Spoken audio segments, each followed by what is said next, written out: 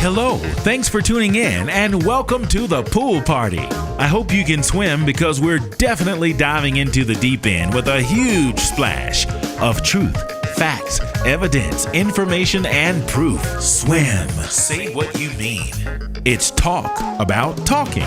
How we listen, how we hear, how we speak, how we hear what we're listening to when we speak, how a listener hears what we're saying, if what we're saying, what they're actually hearing and or understanding. Is it clear? Swim. Say what you mean. Well, that's just the beginning of understanding, because after we get that understanding, how do we accept it? How we respond if it's not what we expect is paramount. Are you okay with the truth? Are you man, woman, human, or spiritual enough to accept the truth? Let's find out. Let's do that. Welcome to The Swimming Pool with your host, Travis Bridges. Hey, everybody. This is The Swimming Pool. SWYM. That is the acronym for Say What You Mean. The question is, are you saying what you mean? Are you meaning what you say? If your answer is yes, then kudos to you. If your answer is no, then you might want to work on that, because it's very important that we're clear, that we are precise, that whoever we're communicating with is clear, and that the conversation is like, ebbing and flowing, coming and going, moving and grooving, so to speak. So anyway, it's a Wednesday evening and I am here. You know why I'm here? Because I said I would be here. I'm committed to it, and I believe in being committed to a commitment, whatever that commitment is. And although I don't have a guest or a major topic, I am here, and I'm going to keep showing up until I don't know when. This is kind of sort of therapy for me. So when I get here, I'm here usually to talk about something that I heard, something that's on my heart, that's on my mind, or something somebody else would prefer that I talk about. By chance, if you'd like for me to talk about something, I'll do it, because I'm just that guy who don't mind talking. TravisBridges2 at AOL.com. I will answer your email with an invitation to speak with you and or about a subject, and just give my perspective. Am I a professional of any kind as it relates to advice or an opinion? No, I'm not. I just think I've lived long enough to be able to wisely assess and non-biasly make a statement about something. I guess that would be considered an opinion, but I was told some time ago, unless you are a professional, you're not necessarily qualified to give opinions. So won't call it an opinion. I'll just call it a statement. Anthony Morrow is in the house. Thank you, Anthony. I appreciate you, man. And anybody else that's with me, 2 other people, appreciate you. What I am going to say, and I'm going to be gone in not even 5 minutes, I'm going to say something that I think is very important, and I think it's coming to me with old age. Am I getting old? No, but when you get my age, you're not a spring chicken anymore. And there are certain things that at my age that you may have heard or been exposed to, but after some experience, it sort of sets in. And I think that's where the word wisdom comes from, when you get information and knowledge and then you start to apply it. And this is something that maybe, again, I was told, maybe I didn't listen because I've been hard-headed a couple of times, but, not too many times to not have been able to straighten out. But I want to talk about just what I said in the beginning, commitment. If we say we're going to do something, let's do it. If we're not going to do something and we have made a commitment to do something, there's a way to apply yourself to make good on that. Let's just say I tell you that on Saturday morning I'm going to take you to the airport. Then Saturday morning comes and then I'm involved in something else and you're waiting for me and I either don't show or tell you 5 minutes before I'm supposed to be there, I can't make it because this, that, or the other. There is a way to make good on a situation. So let me just give an example. If I tell you I'm picking you up Saturday at 9:30 to go to the airport, and I know on Friday that I'm not going to make it, there's two things I'm going to do. First of all, I'm going to call and check and see, if you have another way. Second of all, I'm going to contribute to ensuring that maybe you get there. Maybe I'll pay for an Uber, or I'll call one of my cousins and them, to give you a ride or something, or figure out something so that you're not stuck and I just be able to just tell you, I'm sorry, I can't do it, or I couldn't make it.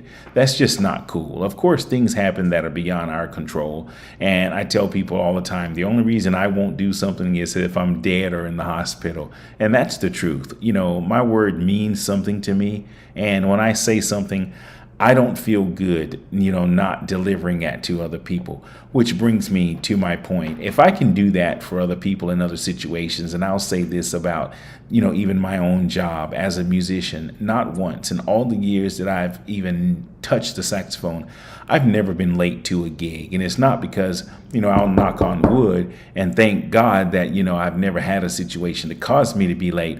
But for the most part, I plan ahead. As a matter of fact, I get to locations early so that I don't have to make excuses for people.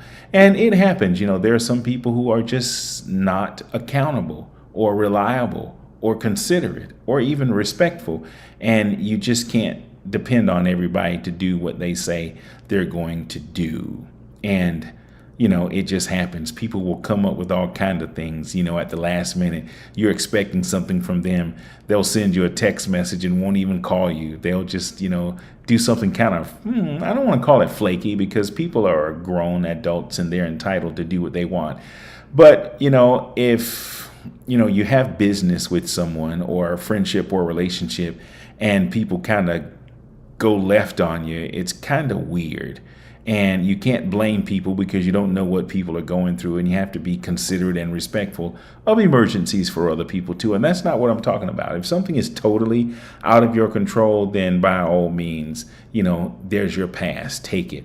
But if there's anything you can do after you have made a commitment to anything or anybody, do the right thing, do the best thing, do what you would want someone to do to you if you are depending and or relying on someone. Okay. So with that being said, it's going to take me to the point that I want to make. It's one thing to make a commitment to someone else or to something else. But if you say to yourself that you're going to do something and then you find an excuse not to do it, we got to get better than that.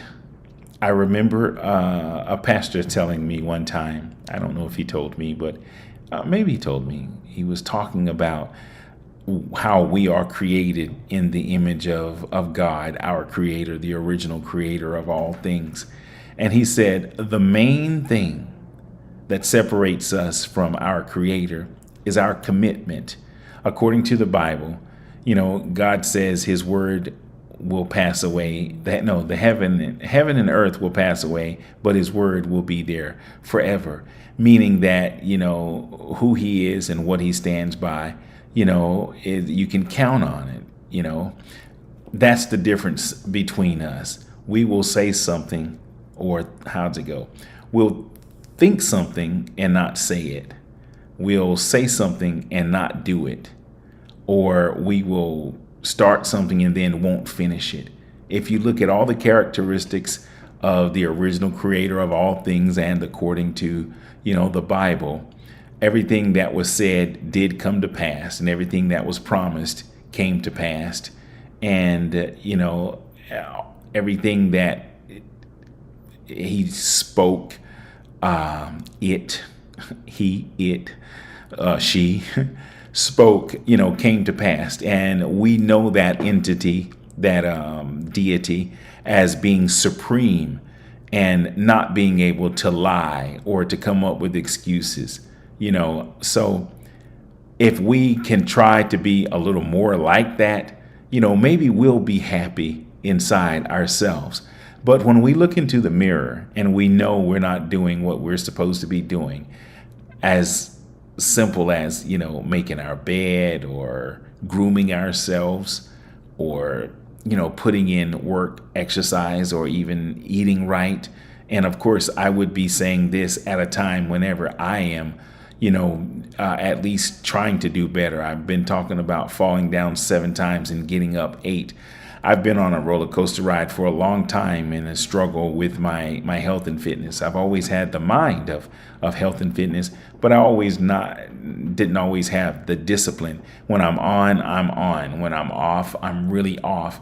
And now that I'm on, I'm trying to encourage myself as well as encourage, my family and friends, in particular, my friends or people who watch my YouTube channel. And I'm going to close by saying, we're already past the first month of the year, well into the second month of the year. And every one of us said at the first of the year, we're going to do different. We're going to do better. And we say it all the time. Oh, I'm going to get some sneakers, or I'm going to go join the gym or do something. It's not hard to keep your word. So while I'm on a roll, praying to God that I remain disciplined, I'm going to try to encourage you to come along too, wherever you are, whether you just finished a big plate of something bad or you haven't worked out at all. Make a commitment to yourself and then be true to yourself. It doesn't have to always have to be with fitness or working out. Whatever you say you're going to do, if you don't make up your bed in the morning and you know that maybe you should, because let me tell you something about making up your bed. You don't have to make up a bed. I remember when I was younger, I used to say, why am I going to make it up? I'm going to mess it up anyway. Why do people make up beds?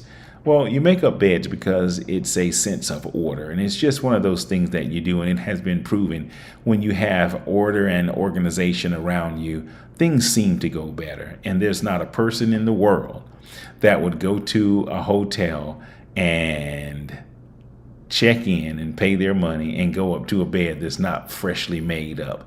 Everyone really appreciates that, but we don't always do it for ourselves.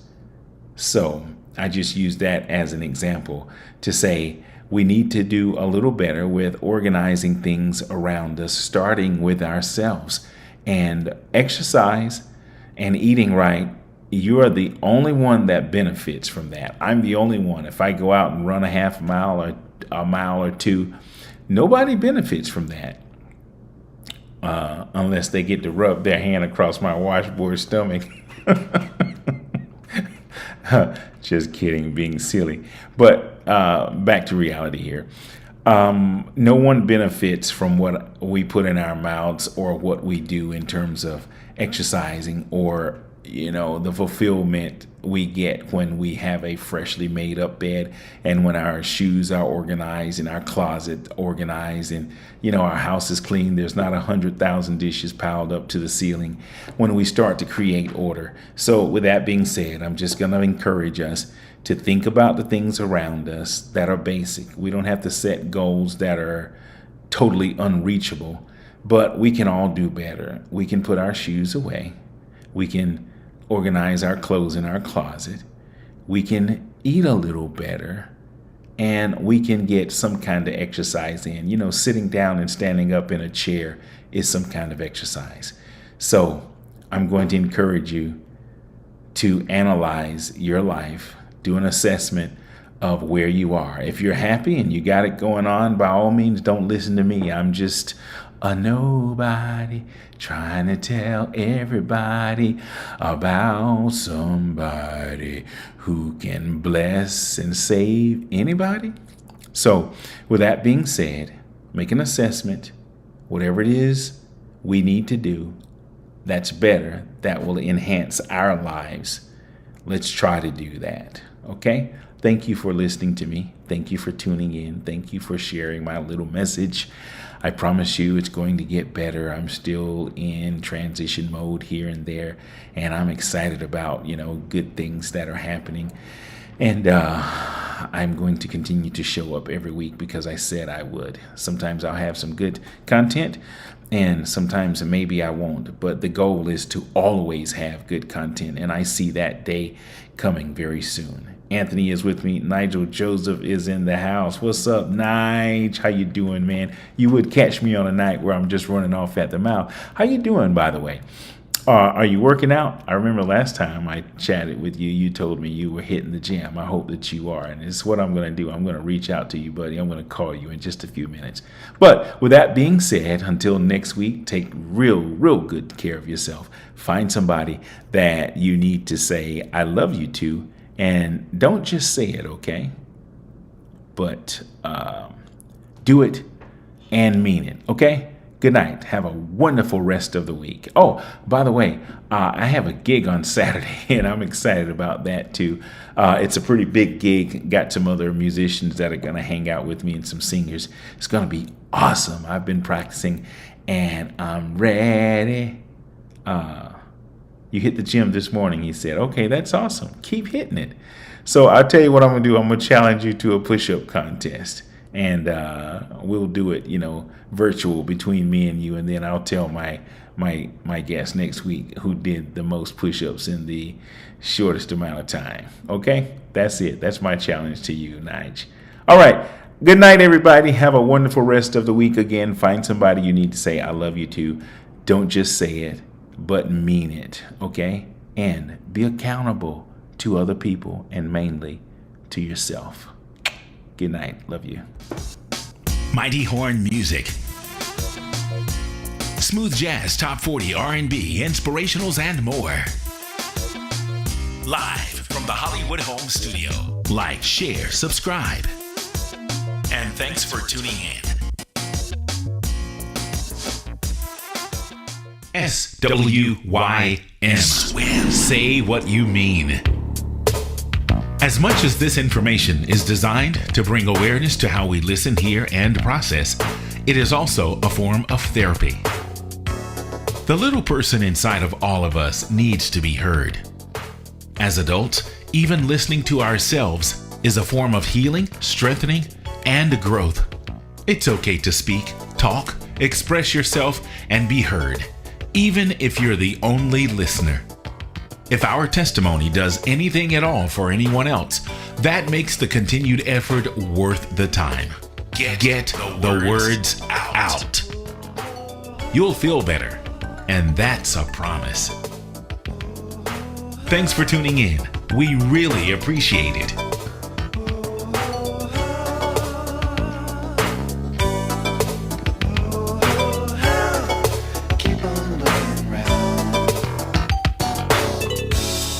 Sometimes it seems like all the good times are gone, but you got to keep on searching. You got to keep on keeping on.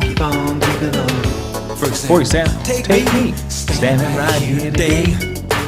I would not be here with you if I believed the things that the people say. You got to keep on searching. Love this song. Keep it on cool side.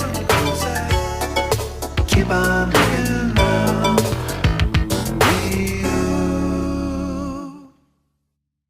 Good night.